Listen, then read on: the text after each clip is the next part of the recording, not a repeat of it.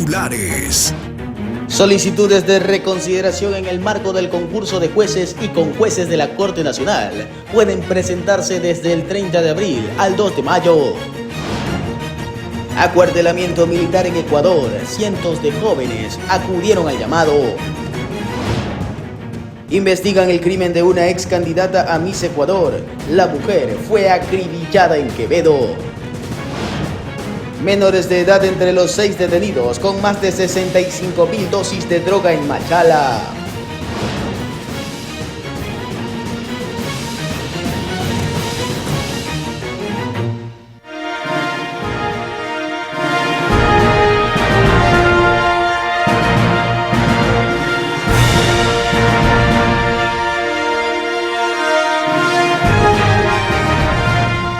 ¿Qué tal, amigos televidentes de Ecuador y el mundo? Un gusto poder empezar este lunes con nuevas noticias. Pedro, ¿qué tal? Buenos días. Hola, Katy. Buenos días, televidentes. ¿Qué tal? Empezamos comentándoles que la prefectura de Pastaza decretó 3 días de luto por la tragedia aérea ocurrida el viernes. Así es, lamentable lo ocurrido. Por otro lado, hasta las 7 de la mañana de hoy no hubo apagones y de 7 a 8 se reducirán en un 50%. Esto gracias al incremento de los caudales en varias centrales. Aquí iniciamos Noticias Ormar. Mucha atención con la siguiente información. Una denuncia penal contra el presidente Daniel Noboa y otras autoridades ecuatorianas por la irrupción a la Embajada de México de Quito fue presentada este domingo por abogados mexicanos. En una conferencia de prensa, los penalistas dijeron que Noboa debe ser investigado y sancionado. El Código Penal Federal establece que se consideran como ejecutados en territorio nacional los delitos cometidos por mexicanos o extranjeros en las embajadas y delegaciones de México.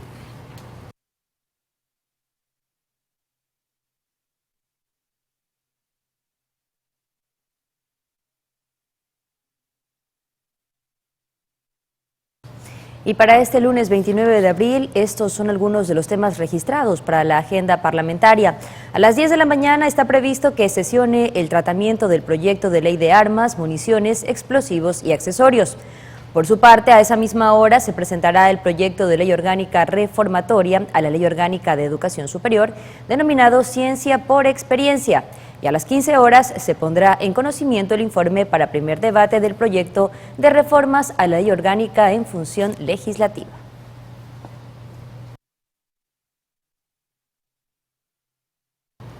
Y ante el reciente anuncio del gobierno sobre un nuevo acuerdo con el Fondo Monetario Internacional, la bancada de la Revolución Ciudadana escribió en un comunicado donde afirman que es necesaria la aprobación previa de la Asamblea en decisiones que comprometan la política económica del Estado a condiciones relacionadas con instituciones financieras internacionales. En esta misma línea, el movimiento agregó que es esencial cuestionar la sostenibilidad de la deuda y su impacto en el país.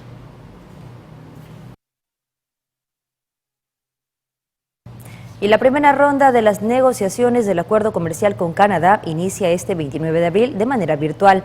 A decir del gobierno, esto permitirá una mayor inserción en las cadenas globales de valor y promover la diversificación de la oferta exportable.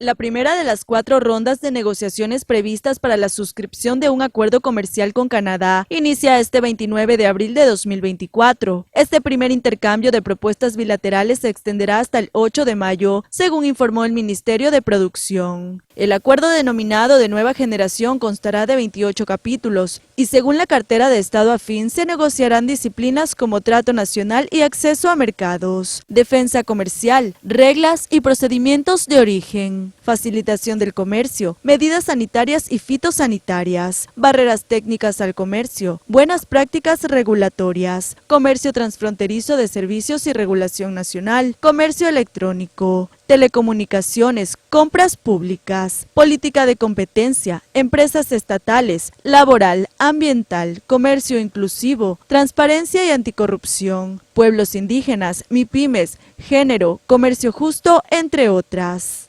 La segunda ronda de negociaciones se llevará a cabo en junio virtualmente, mientras que la tercera y cuarta serán de manera presencial en septiembre en Canadá y en octubre en Quito respectivamente.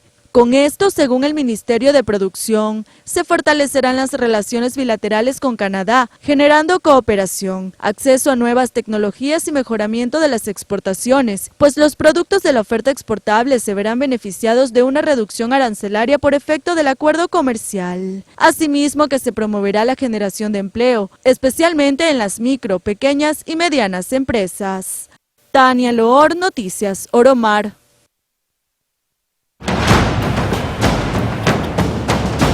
Crisis energética.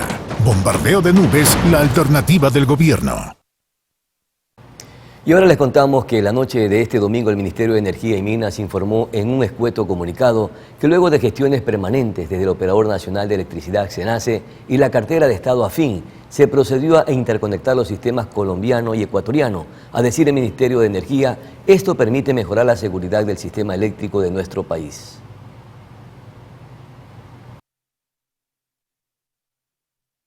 Y hoy se retomaron los cortes de energía en Ecuador, tal y como lo había informado el ministro de Energía, Roberto Luque, y el secretario de la Administración Pública, Arturo Félix.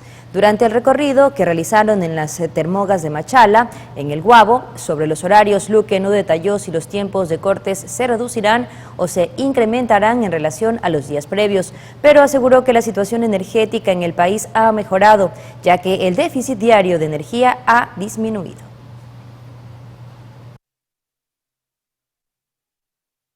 Y es que el ministro de Energía encargado, Roberto Luque, pidió la renuncia de operadores de Termogás Machala. Argumentó irregularidades en la administración de esta entidad. El ministro de Energía encargado, Roberto Luque, dispuso la renuncia de los operadores de Termogás Machala, una planta de generación termoeléctrica que opera con gas natural, tras realizar una visita y encontrar irregularidades. El funcionario público indicó que Termogás Machala tiene un potencial para 480 megavatios, pero solo está dando una generación de 100 megavatios y con diésel, cuando debería hacerlo con gas. Pero definitivamente con el secretario general de la administración aquí al lado hemos decidido que todas las instituciones del Estado tienen que ver este caso como un ejemplo y como un ejemplo para atacar una situación que no merecen los ecuatorianos, peor en una crisis energética sin precedentes. Esto es inadmisible desde todo punto de vista y vamos a tomar cartas en el asunto. Para dimensionar la importancia de Termogás Machala, se debe saber que este parque de generación térmica tiene la capacidad de abastecer la energía eléctrica que demanda toda la provincia del Oro.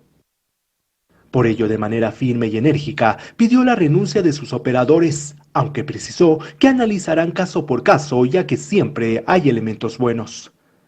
Por otro lado, y tomando en cuenta la crisis energética actual del país, el ministro analiza la posibilidad de la explotación del yacimiento del Campo Amistad e importar gas, mientras se comprarán máquinas para llegar a generar 60 megavatios y arreglar las que están inoperativas para alcanzar los 80 megavatios adicionales. No obstante, funcionarán a diésel. En paralelo, tenemos que trabajar en que esta turbina de vapor sea instalada. En paralelo, tenemos que trabajar en que la máquina 6FA3, que lleva parada desde el 2015, sea terminada de instalar. Y en paralelo, tenemos que buscar alternativas de provisión de gas. En Quito, Juan Correa Rodríguez, Noticias Oromar. Cambiamos de tema. El Consejo de la Judicatura dio a conocer que desde el 30 de abril hasta el 2 de mayo del presente año se recibirán las solicitudes de reconsideración de los postulantes a jueces y conjueces de la Corte Nacional de Justicia. En un comunicado se detalla que un equipo multidisciplinario de la Judicatura trabaja en la subfase de verificación de cumplimiento de los requisitos de las 266 personas que completaron la postulación.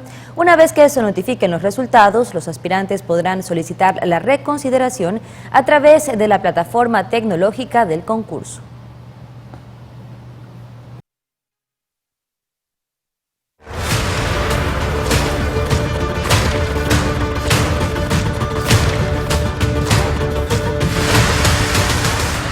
Manabí, Los Ríos y Santo Domingo de los Áchilas son las provincias más afectadas por el dengue en Ecuador. En total, 27 personas han fallecido a causa de la enfermedad en lo que va de 2024. Ya son 23.345 los casos de dengue que registra Ecuador en 2024, según datos del Ministerio de Salud Pública. La mayoría de infecciones se concentran en la costa, siendo Manabí la provincia más afectada con 3.785 casos. Le siguen Los Ríos con 3.193, Santo Domingo de los Áchilas con 2.898 y El Oro con 2.804. En tanto, la cifra de muertos se ubica en 27 a escala nacional. Los últimos 3 fallecimientos a causa de la enfermedad se registraron en Santo Domingo de los Áchilas, entre ellos el de un adolescente de 16 años. El dengue se transmite a través de la picadura de un mosquito Aedes aegypti infectado. La reproducción de este vector se da en aguas estancadas, por eso se recomienda a la población evitar la acumulación de este líquido, es decir, eliminar los criaderos que suelen ser llantas, botellas y macetas. Asimismo, usar repelente y ropa que cubra la mayor parte del cuerpo. Los síntomas del dengue pueden ser fiebre, vómito, dolor de cabeza, dolor detrás de los ojos, malestar muscular y en las articulaciones, entre otros. En caso de presentar alguno de estos, la persona no debe automedicarse y debe buscar atención médica de inmediato. Cabe señalar que en marzo del presente año la Organización Panamericana de la Salud alertó que América Latina viviría su peor temporada de dengue. El organismo detalla en su portal web que los 4 serotipos del dengue circulan en toda América y que cerca de 500 millones de personas en el continente están en riesgo de contraer la enfermedad. Tania Loor, Noticias Oromar. Y en otro tema, este sábado y domingo cientos de jóvenes acudieron al proceso de acuartelamiento militar en Ecuador. Se pudo registrar la formación de largas filas en los exteriores de varios fuertes del país. Las Fuerzas Armadas llevaron a cabo este último fin de semana el proceso de acuartelamiento militar a escala nacional. La ceremonia contó con la presencia de autoridades militares y civiles de las respectivas jurisdicciones. Cientos y cientos de jóvenes que aspiran a realizar una carrera militar acudieron al llamado que se realizó el sábado y el domingo. El proceso de acuartelamiento militar estaba dirigido a jóvenes de entre 18 y 22 años, nacidos entre 2002 y 2005. Ellos previamente llenaron un registro en Internet en marzo pasado. La Dirección de Movilización de las Fuerzas Armadas informaron que las convocatorias estuvieron dirigidas en gran parte a bachilleres, quienes ya tienen otras opciones militares, como en la Armada Nacional. Como dato adicional, cabe acotar que se registró la formación de largas colas en los exteriores de los distintos fuertes militares. Los jóvenes lucían sus maletas y algunos estaban acompañados de sus padres. En Quito, Juan Correa Rodríguez, Noticias Oromar. Amigos, vamos a una pausa comercial. En breve estamos de regreso, pero antes tengo una recomendación para ustedes. Es momento de poner los pies sobre la tierra y liberarse de conexiones costosas y lentas. Con Fibra Max disfruta de una potente cobertura en toda tu casa con Wi-Fi 6 y 500 megas de velocidad por solo $17,50 mensuales. En Fibra Max, cada día somos Max, los fanáticos de la velocidad y el ahorro. ¿Y tú qué esperas? Cámbiate a Fibra Max.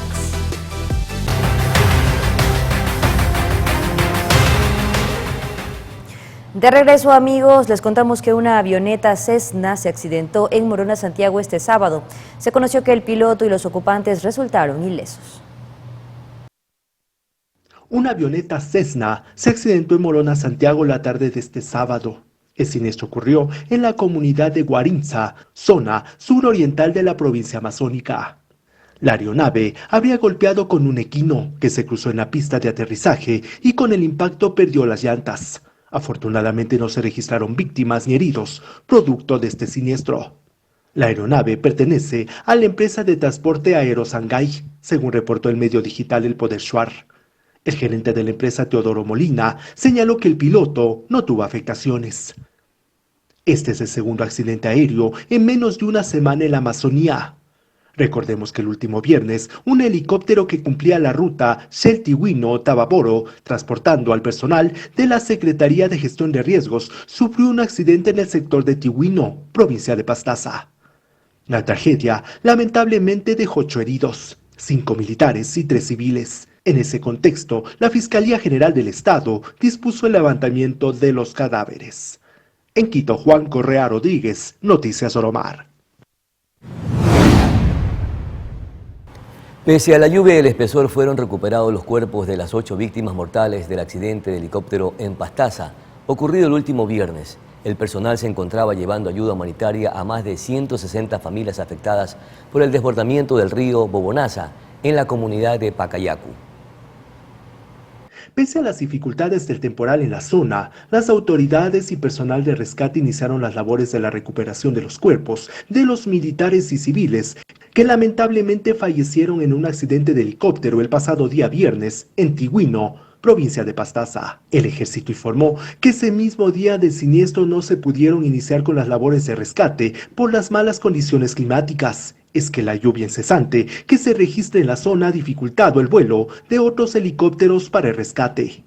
Además, el fatal accidente ocurrió en plena selva, lo que hace que llegar al sitio sea muy complicado. Las condiciones climáticas eran muy malas para ingresar, entonces iban a entrar en otros helicópteros, bajar descenso en soga para revisar qué fue exactamente lo que pasó y poder explicar por qué pasó esto. Cabe la pena señalar que el Ministerio Público dispuso el levantamiento de los cadáveres. Para tal efecto, el fiscal de turno, 2 delegados de criminalística y 1 de la DINASET se movilizaron al sitio. El gobernador de Pastaza, Rolando Ramos, comentó que 5 de los cuerpos están calcinados. Entre los fallecidos constan 5 militares y 3 civiles. El personal se encontraba llevando ayuda humanitaria a más de 160 familias afectadas por el desbordamiento del río Bobonaza en la comunidad de Pacayacu. El helicóptero cumplía la ruta Shell-Tigüino-Tababoro. Diferentes instituciones como el Ministerio de Defensa, Bomberos de Quito, Bomberos de Guayaquil, Policía Nacional, Asamblea, entre otras instituciones, han expresado sus notas de pesar.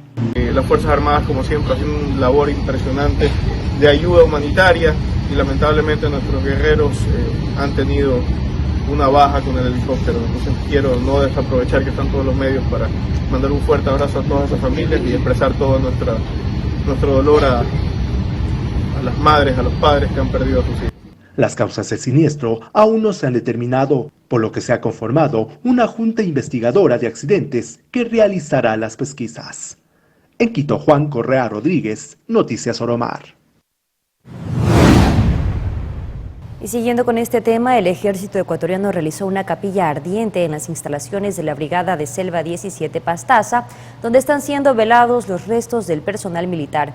La entidad también puntualizó que ha dispuesto la conformación inmediata de la Junta Investigadora de Accidentes para determinar las causas del mismo.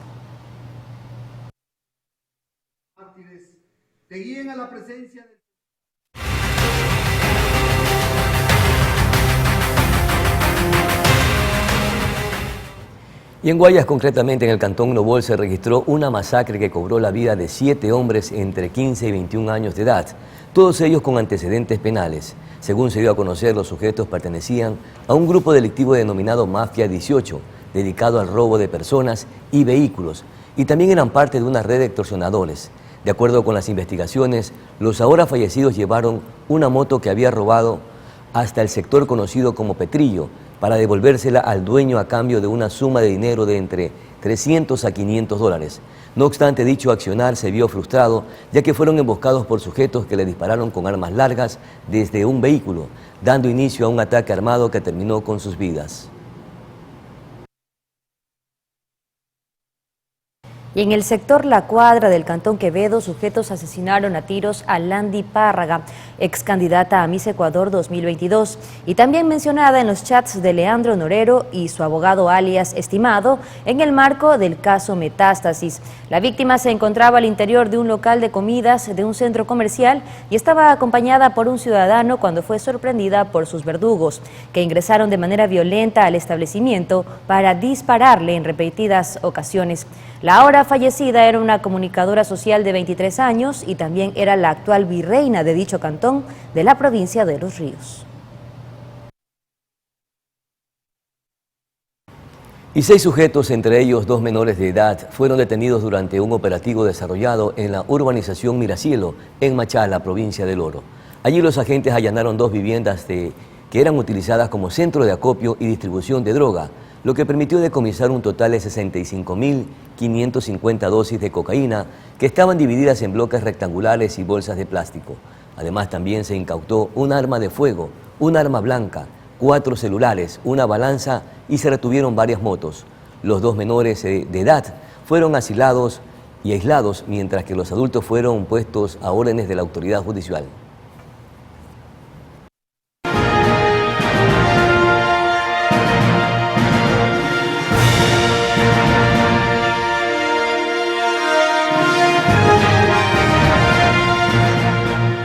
De regreso, amigos televidentes, les contamos que en el Cantón Durán, provincia del Guayas, 3 personas fueron asesinadas cuando se encontraban conversando en el sector de la Primavera 2. Según información preliminar, los criminales llegaron a bordo de un vehículo desconocido y dispararon en reiteradas ocasiones en contra de las víctimas, las cuales quedaron tendidos en el suelo sin signos vitales. Personal policial llegó para realizar el levantamiento de los cadáveres.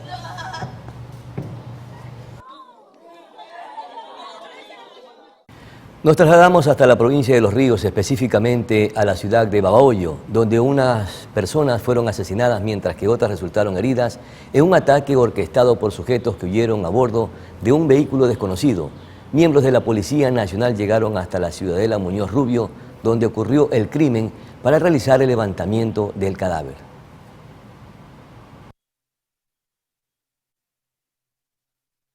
Bien, amigos televidentes, en las siguientes imágenes que vamos a ver en pantalla se aprecia cómo una persona fue asesinada por un sujeto desconocido que no le importó la presencia de una gran cantidad de personas que presenciaron lo sucedido.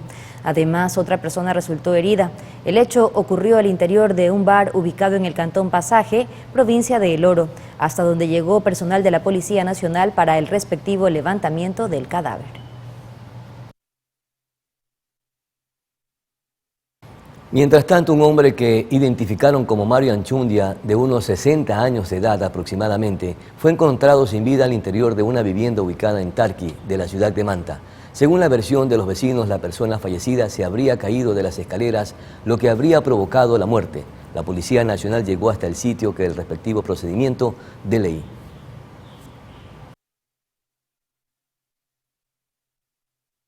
Más información, amigos televidentes. En la isla Trinitaria sucedió una discusión entre 2 hombres que terminó con la muerte de uno de ellos al recibir un golpe en la cabeza con una piedra que fue lanzada por el otro sujeto.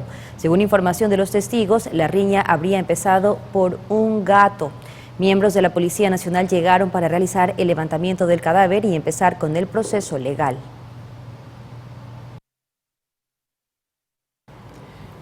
En la ciudad de Guayaquil, les contaremos que se registró un ataque armado contra una clínica de rehabilitación clandestina ubicada en las avenidas 47 y Chambers.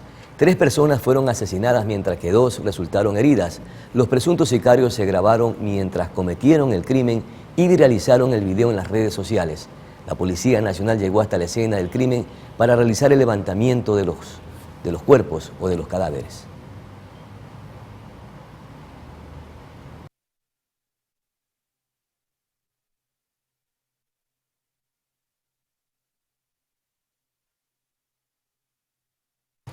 Y precisamente de esta información que se ha hecho viral en las redes sociales, ya nuestro compañero Cristian Arias nos tiene todos los detalles in situ en el lugar. Cristian, estamos contigo en Guayaquil. Bienvenido, buenos días.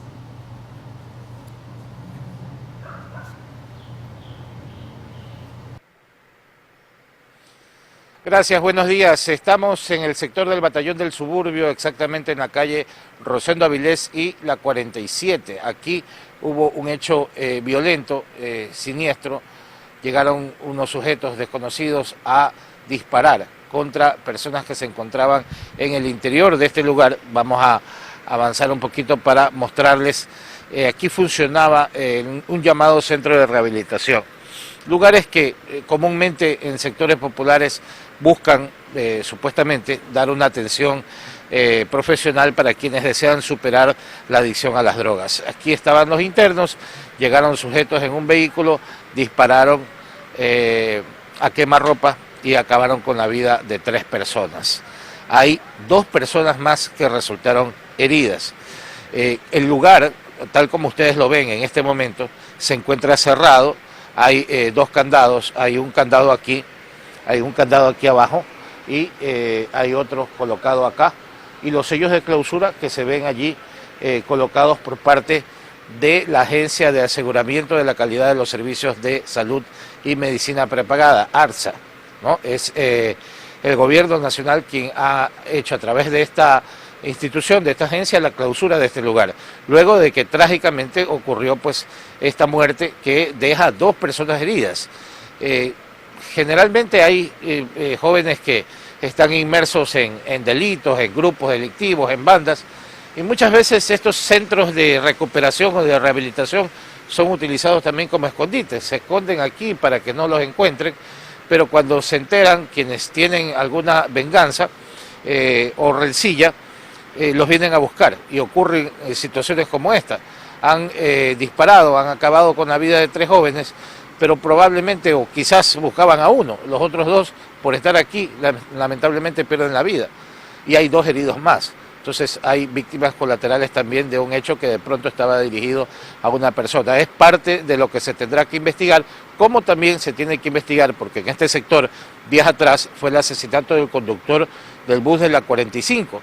Y en una casa cercana, una casa que queda un poco más acá, fue asesinado un joven, un amigo familiar del sospechoso que fue detenido y acusado de ser el autor del crimen del chofer del bus, del micro de la 45. Es decir, una zona muy conflictiva, repito, Rosendo Avilés y la 47 en el suburbio de Guayaquil, donde hay muchos hechos violentos que podrían tener relación y que al momento son investigados por agentes de la policía. Hasta aquí nuestro informe. Compañeros, ustedes continúan en estudio con más. Bien, Cristian, muchísimas gracias por el informe. Estaremos pendientes de toda la noticia que se genera desde la ciudad de Guayaquil. Y en un operativo que inició desde la noche del viernes 26 hasta la madrugada del sábado 27 de abril, las Fuerzas Armadas localizaron un arsenal de armas y combustible encaletado en un terreno baldío en la parroquia Crucita de Portoviejo. En la siguiente nota conozcamos cuáles fueron los resultados de dicha operación. Más de 50 armas de fuego y más de 1000 galones de combustible fueron encontrados bajo tierra en una hacienda que está ubicada en Crucita, perteneciente a Portoviejo, provincia de Manabí. Según información de la Fuerza Pública, el inmueble pertenecería a una organización catalogada como terrorista. 51 fusiles de largo alcance, entre los cuales se encuentran con munición de 7.62 y 5.56, varios fusiles, 3 pistolas, total armamento incautado 54, 38 cargadores de fusil, 2 magazines y 1.296 galones de combustible. Este operativo, que duró un par de horas, denominado Caimán, no dejó sospechosos detenidos y además se presume que el armamento ingresó vía marítima y que pretendía ser distribuido para grupos narcoterroristas de dicha provincia.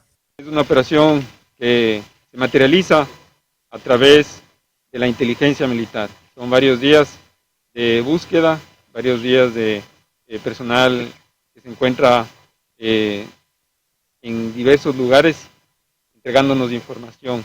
Este armamento se encontraba encaletado bajo tierra. Por medio de la información pudimos llegar hacia el armamento. La mayoría de estos armamentos, de este armamento, como ustedes pueden ver, es un armamento que ya ha sido utilizado muy probablemente en otros países y viene a través del mercado negro. También se indicó que la mayoría de los fusiles serían de origen norteamericano, mexicano y colombiano. María Emilia Vera, Noticias Oromar.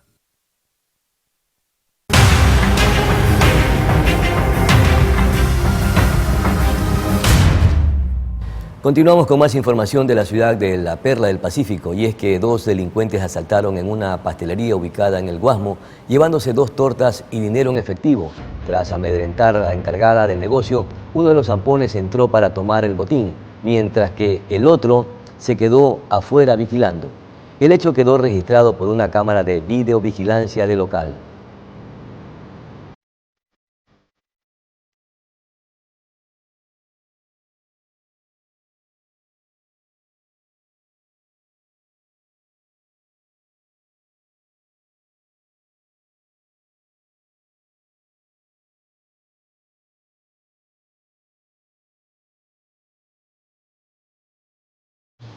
Sorprendente. Y en otro punto de la ciudad de Guayaquil, un local comercial ubicado en el sector de Puertas del Sol, en la vía a la costa, fue asaltado por 3 sujetos desconocidos. En esta ocasión, los antisociales robaron dinero en efectivo, tanto de la caja registradora como de los clientes que se encontraban allí. Además, se llevaron una gran cantidad de aparatos tecnológicos. El hecho quedó registrado por una cámara de videovigilancia del establecimiento.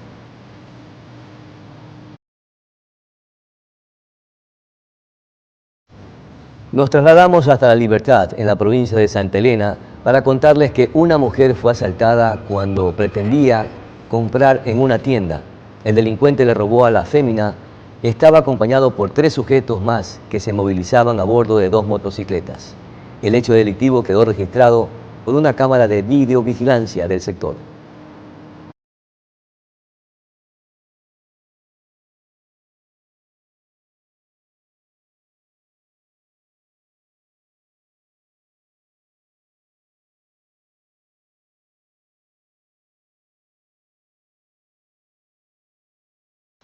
El sábado 27 de abril, las Fuerzas Armadas realizaron una operación de control de armas, municiones y explosivos en el sector Santa María, vía Almate, en un sembrío de cacao, donde se aprehendió a Cristian Fernando R.V., hermano de alias Negro o alias Beto, cabecilla del grupo terrorista Los Lobos de Santa María, quien presuntamente había sido responsable de secuestros a empresarios del sector. Además, se decomisaron 2 armas de fuego, una alimentadora, 22 municiones y un terminal móvil, mientras que la madrugada de este domingo 28 de abril se aprehendió a Eva Karina E.C. en El Carmen. Aquí se logró el decomiso de 4 armas de fuego, 194 municiones, un chaleco antibalas, una pistolera y un terminal móvil. Bien, amigos televidentes, estamos ya por despedir este espacio de noticias. Antes, información importante, Pedro, ciudadanía que estaba atenta a lo que ocurre a partir de las 8 de la mañana de este 29 de abril con el puente Delta ubicado, esto precisamente en el kilómetro 83 de la vía Loa Santo Domingo, Pedro. Qué bueno que este puente tipo Delta sea entregado precisamente para mantener la conectividad y que fue cerrado desde la tarde de ayer por el Ministerio de Transporte luego de los estragos de las últimas lluvias que afectaron a varias carreteras del país, Katy. Este puente se instaló sobre el río Leila como una solución vial ante los continuos deslaves que hay en la zona. Y se prevé, Pedro, que a partir del mediodía se dé ya la apertura total y permanente de la vía para el uso del transporte particular y público.